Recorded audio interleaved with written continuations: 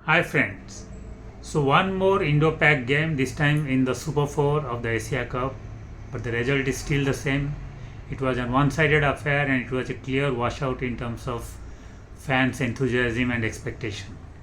Yes, the match was alive for only first 10 overs of Pakistan's batting when they had some chance of giving a good fight to India, but afterwards it all fell apart and they started feeling like they were the Titanic which had hit a huge iceberg in the form of a world champion side like India, and they had already accepted the inevitable by the time their bowling started and the power play was over, and they were just waiting, resigned to their destiny, and waiting for the match to get over as soon as possible so that they could just escape from the ground and then concentrate on the other matches, because it's almost as if they have decided or accepted that they have no chance against an Indian side which looks invincible currently against any other side, leave aside an ordinary side like Pakistan.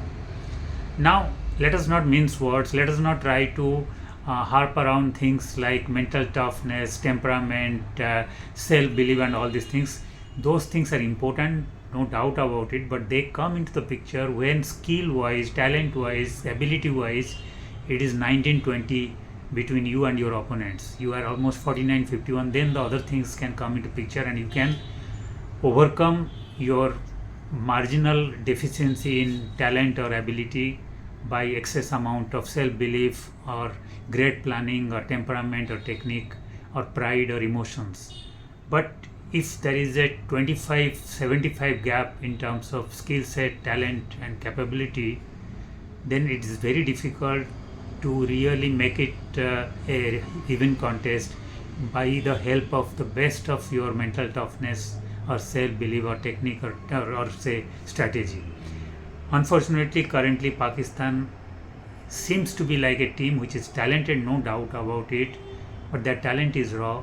In terms of a finished product, India is a team of finished product, 100% finished product, but Pakistan isn't, and they're still rolling over a lot of things. They are still mulling over a lot of issues. They are still trying to fit in the right kind of fitments into their requirements. The resources are still trying to get an understanding of what is their potential, what is their objective, what role they have been drafted into for, and how they should execute it. So there is still a lot of work to be done before they turn into a finished product, both as individual players and also as a world winning team or a champion team. So currently the gap is 25-75, and that is reflected in terms of the contest they are giving to India.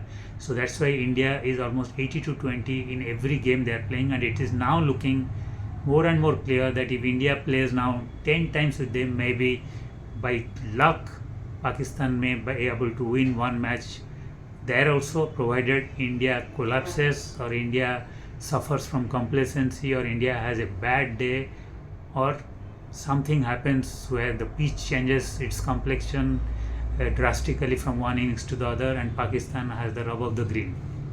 Other than that, it looks it's inevitable that India would win. Now let's first talk about what are the major reasons why India is winning. Not only the yesterday's match they won, but also the fact that India has now 12 wins against only 3 losses against Pakistan in the last 15 to 16 games. So what is that has become so one-sided in favor of India? As I told, the first thing is the resources, the talent base, the capability and the ability. Unfortunately, Pakistan is lacking that. This team doesn't have the experience of playing in the toughest league in the world, that is the IPL, where the Indian players are turning into finished products very fast because they are playing in the company of some of the world's greatest T20 players, and that experience is making them a finished product very soon, and that gives them a lot of maturity, ability, self-belief and confidence and match awareness, and also experience of playing under tough conditions against tough players in high pressure games. And that's what Pakistan is lacking. Yes, they're playing in multiple T20 franchise leagues, but that is not same as playing in the IPL kind of a scenario, which would give them a much more fine tuning of their talent and also their skill set, and will also help them to uh, play with better planning and strategy, and also better objectives in the different stages of a T20 innings. So that is reflected in their performance, and it was clearly visible yesterday also, because as you know, Pakistan for a change had a fantastic start in the first 10 overs. People who have been criticizing Pakistan team for going with a really outdated format or template of cricket when they were having Babar Azam and Rizwan, where they were opening, they were giving good partnerships, but they were scoring almost like 6.5 to 7 runs per over in the first 10 overs or power play overs, and that was ruining their chances because T20I has changed drastically as a format, and now there is no such room for having a anchoring role or trying to consolidate or try to build up an innings. It is now becoming more and more right from the word go kind of a batting effort, where people are trying to reach 200 strike rate from the very first ball, and that's why the scoring rate is never going to be expected to go down, and every team is now aspiring or targeting 200. So in that context, Pakistan was heavily criticized during Babar Azam and Rizwan era, and lot of criticism was justifiable also. But if we see, Pakistan at their peak also were always a team which believed in having a slow start, where they would like to consolidate their innings, try to ensure the new ball used to get older, the most dangerous bowlers from the opponent sides were out of the attacking line, and then they would be storing their wickets, they would be preserving their wickets for the last half or the last slog overs, where they could really go hammer and tongue, and then they would be able to post a decent total, not an invincible total or match winning total. They always wanted to score a decent total, because that time their bowling was such that they could win a match even if they were scoring par total or slightly below par total. So that's why their objective was not to just give away the match in the first half itself during their batting because of a collapse which they were capable of. So Imran Khan, their greatest ever captain, had come out with a master strategy right from the late 80s till the time his retirement, that you should preserve wicket so that there is no room for a complete collapse where you would get all out for maybe 150, 140 for in a one day match. So his message was clear that if you are playing a white ball match, you try to conserve wickets, try to play the first half of the innings in a very, very conservative manner, but without losing wickets, so that in the last few overs of or the slog overs, you would go hammer and tongue, and they had the resources to post a very, very decent total, and their bowlers were capable of dismissing the opponents even with a below par total and the kitty. So from there, you can't expect Pakistan team to change their DNA overnight. If you remember, in 1992 World Cup final, Pakistan were 96 after 30 overs, so around just 3 runs per over when they were playing a final. But Imran Khan was at the crease also at that time, because he came early after the fall of wickets, but he himself was scoring a very, very slow rate, and he also was very, very comfortable with Miyanda scoring at a very low rate, and they were 96 at the end of 30 overs, and yet how much they scored? 249. That means they scored 153 runs in last 20 overs in a ODI match in 1992, that is 33 years before today, and that was nearly almost 15 years before the first T20 international match was played in a World Cup. So just imagine that time scoring 153 runs in the last 20 overs was a Herculean task, but that was the strategy Imran Khan had, and that is the kind of resources he had in terms of Injamam ul Haq, Moin Khan, Wasim Akram, Ijaz Ahmed, and they were there, and they had capability to score at huge rate to give a decent total to their innings, provided they had enough wickets left at the time of the last 10 overs or at the time of 40 overs. So come to 1999, by that time Imran Khan had retired, and they had still reached the final of the World Cup, and in that World Cup, famous World Cup in 1999, Pakistan employed the same policy. They had again the resources like Azhar Mahmood, Wasim Akram, and also Moin Khan, and to some extent Injamam ul Haq, who were employing the same strategy, master strategy that Imran Khan had taught them. They were going conservative in English conditions. They were ensuring they would not lose a lot of wickets, and then they were going at a very brisk rate at the last 10 overs to put a formidable total and win matches, because they had Wasim Akram, Shoaib Akhtar and Waqar Yunus kind of bowlers to back out to take wickets and destroy the opponents. So coming from there, when they came to play the T20 cricket also, they played the same format, and that helped them to win also in the earlier stages when they won it under Afridi's captainship. But then they have realized in the last 2-3 years that things have changed, the template has changed. Now T20I cricket cannot be won like that, and that's why they have tried to address that issue. And Mike Hesson, who is a new coach, is very clear. And in the post Babar Azam Rizwan era, because Babar Azam and Rizwan were playing the same old template, if you remember 4 years back in the 2021 T20 World Cup, they had again reached the semi-final of a global event, that was the T20 World Cup, and there they lost to Australia. If you remember, they batted first. They were 71 for no loss almost at the end of 9.5 overs, and the last ball of the 10th over they lost a wicket. So almost they were 71 without any loss at the end of the first 10 overs, and yet they still managed to reach 176. That means they scored 105 runs in the last 10 overs. That is the kind of, again, batting strategy they were having even 4 years back with Babar and Rizwan in the helm.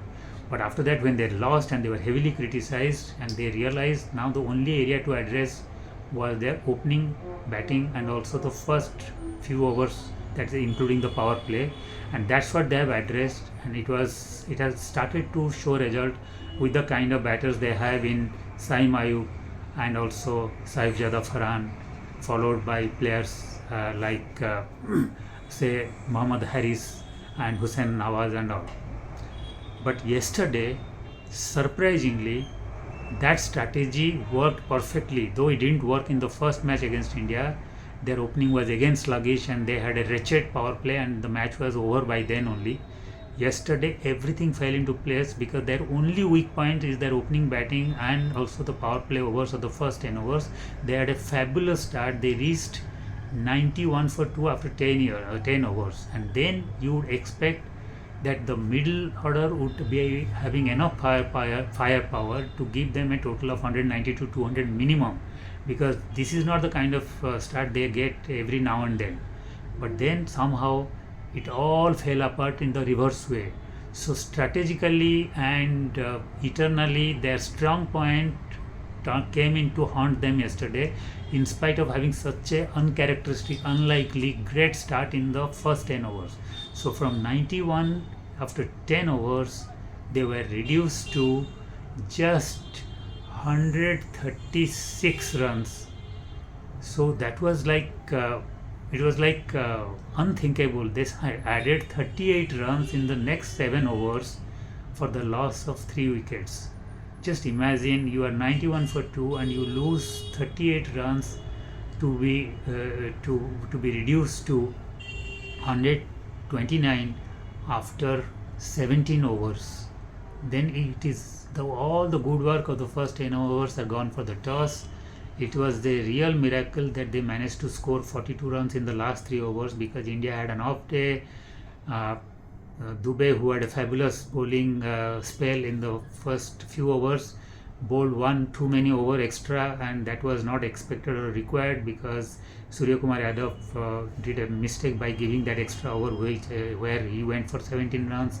Then it was a uncharacteristically bad day for Bumrah, who went for 45 runs in 4 overs. So his last over in the death also was expensive, and so was Hardik Pandya. So Pakistan got a chance to add 42 runs, and yet they could reach only 171. Just imagine that 11th to 17th over, where they added just 38 runs, and they were reduced to from 91 for 2 to 129 for 5.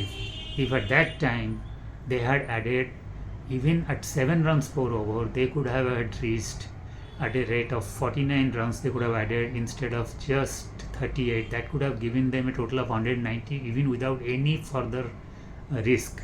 And 190 to 200 is what they needed it hopefully they could have put a little more pressure, because we have seen, in spite of such a rousing start Indian batters had in the power play, where they almost ensured the match was over thanks to the rampaging knock by Abhishek and great complimentary act by Subman Gill, where they added like 84 runs in the first 7 overs, where the match was almost over. Yet, in spite of that, they lost a few wickets. It was not a completely smooth sailing after that. Subman Gill got bowled, and then it was followed by Sanju Samson having a really uh, not a very smooth knock. He was struggling with his temperament and his flow. He didn't have a great flow to his innings. The captain had a duck. Surya Kumar Yadav was dismissed for a duck. So there was some stuttering happening, and if India was chasing around 195 to 200, then it could have been really tough, in spite of such a poor effort by Pakistan bowling in the power play, and also in the first 7 to 8 overs. They had still chance to come back if they had enough runs in the kitty. And we are not asking about India. Pakistan should have gone hammer and tong. They should have taken a lot of risks. They should have gone for sixes and fours. All we are telling is that, in spite of just 38 runs in that crucial 7 overs, if they had added around 49 to 50 runs, they could have still reached 190, close to 190. That was itself a pretty decent total to win the match, in spite of losing the initiative in the power play. So it was clear they had not the kind of skill set and the talent from 11 to 17th over to counter bowlers like Varun Chakravarti and Kuldeep, and to some extent even Dubey, and that shows a lack of capability and ability and self-belief, and also talent and skill set. And second thing is the team. It was a bizarre team selection by Pakistan, which was completely defied of any logic. What they had done is that their middle order has anyway been struggling, and on top of that, they have brought in some really bizarre kind of changes. They had dropped a player like Hassan Nawaz. Yes, he didn't have a great Asia Cup, but he has been scoring at 150 strike rate, 158 of a strike rate before that, coming to Asia Cup, and yet they dropped him to bring in Hussain Talat, whose strike rate is 117. How could you replace somebody with a reduced strike rate of nearly 40 runs, and that too when you are playing against an Indian team and where you had been struggling so much with your batting in the last time? But that was also a bizarre team selection. And now if you add that player Hussain Talat in the mix with Salman Agha, whose strike rate is 111, which is the lowest by any Pakistani who has scored 500 runs T20 international, other than say Misbah-ul Haq and Salman Butt. That shows what kind of middle order you are leaving it to play against Varun Chakravarti, Kuldeep, and to some extent even Bumrah, if they have to play between 10th to 20th over. And on the top of that, you had Mohammad Nawaz, who was clearly struggling yesterday, and the fact that he didn't have to bowl, that means his contribution to the bat was expected to be much more, and he was struggling. He had no clue to play against the spinners. On the top of that, what he did the most silliest of the thing of giving away his wicket just when it looked he was getting a groove of the batting. The kind of run out it was he went through, it was not only bad for him, it was also a psychological blow to the Pakistan team, because it looked how psychologically doomed they were, how much pressure they were feeling, because that kind of error, schoolboy error, was not expected when you are actually struggling to score runs, and then at that time to give away your wicket. So this combination of Agha, Nawaz and Talat, they added 48 runs in just 43 balls, out of which 39 balls were balls where there was no boundary scored. So that was the reason why Pakistan added only 38 runs from 11 to 37 at 17th over, and in that period the match was given away, or the match was over. Because yes, 171 may be a decent total against any other team, but not against the world champions India, with such heavy batters, and that too those batters who are in great form also. There not a single batter which without form, and those batters are capable of scoring at 180 to 200 strike rate. So you cannot say 171 was a decent total. If Sri Lanka could chase down 170 against Afghanistan, if Bangladesh could chase down 170 against Sri Lanka, then expecting India not to do so against Pakistan, against whom they have such a fabulous record of late and with such a great batting lineup, it was asking for too much, and that's what turned to picture when India batted. India batted in a different zone altogether with almost 200 strike rate, Abhishek going, and Pakistan was clueless. And Pakistan bowling was also listless again for the second time. Their main struggle was against Abhishek. They don't have a clue how to bowl to Abhishek, and yesterday they suffered. They were not knowing whether to bowl Yorkers or good length ball or slightly short of length ball or bouncers, because they had almost had no idea that how to control Abhishek or how to take his wickets. And Abhishek had a feast with the had a feast of the Pakistani bowlers. Especially, he created a major psychological blow on in Pakistan bowling by going after Sain Afridi and hitting him for boundary right from the word go, and that put the Pakistani bowling under pressure. Saim Ayub had a uncharacteristically bad day yesterday, and so was Abrar, and that more or less killed the game for Pakistan. But yes, if they had scored around 190 to 195, the match could have been still a good contest, not guaranteeing that Pakistan would have won, but it could have been much tougher contest, and it could have been much tougher match, and that could have given a lot of confidence to Pakistan. So yes, they had poor team selection, they have skill and talent wise a huge gap with India, and they also had poor game awareness that was reflected in their approach to batting from 11th to 17th over. Just to give a final example about their Pakistani batting, let's take the example of their captain. The best way to explain how their batting was without any strategy, without any game awareness, you can see how the captain was batting. On the 17th over, in the first ball, he hit for a 6, and then he allowed 4 balls to go without a score, without a run. He had 4 dot balls. Now you are a captain, you are playing the 17th over, you have somebody like Mohammad Harris whose strike rate is 155, who is in the pavilion, who didn't get a chance to bat, and then you had Shaheen Afridi who has been scoring 33 of 16 balls against India and 29 of 14 balls against UAE, and yet those players never got a chance to bat, and yet you were there and you hit a 6 in the first ball. They say when the first ball of a over in the T20 match or ODI match goes for a 6 or 4, that over should turn into a big over for the batting side, because you should put pressure and you should score heavily, because the bowling side would be always under pressure after conceding a boundary on the first ball. But there, Salman Agha being the captain, knowing that it was 17th over, knowing that they had been undercooked, they have been scoring below par from 11th over onwards, decided to close the shutter, played 4 balls as dot balls for some bizarre reasons, and that over ended with just 8 runs in spite of going for a 6 in the first ball. This reflects the kind of game awareness, strategy, preparedness, and also a kind of adventurism which is expected if you really want to bat your opponent out of the T20 game.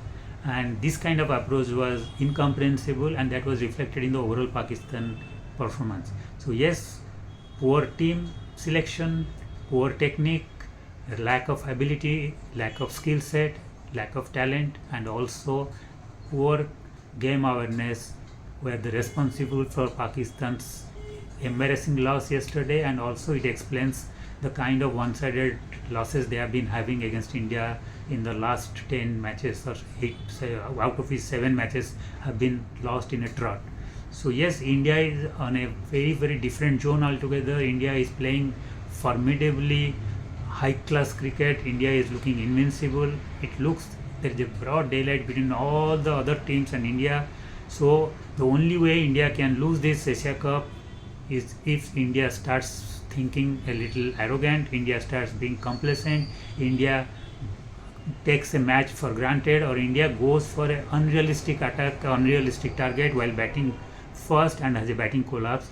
That is the only way they can lose. Otherwise, it is very difficult to foresee India losing any match or losing this Asia Cup. So let's hope India continues the good work, and let's, for the sake of a neutral perspective, hope Pakistan improves and comes back to give a good fight if they play against India in the final. Thank you.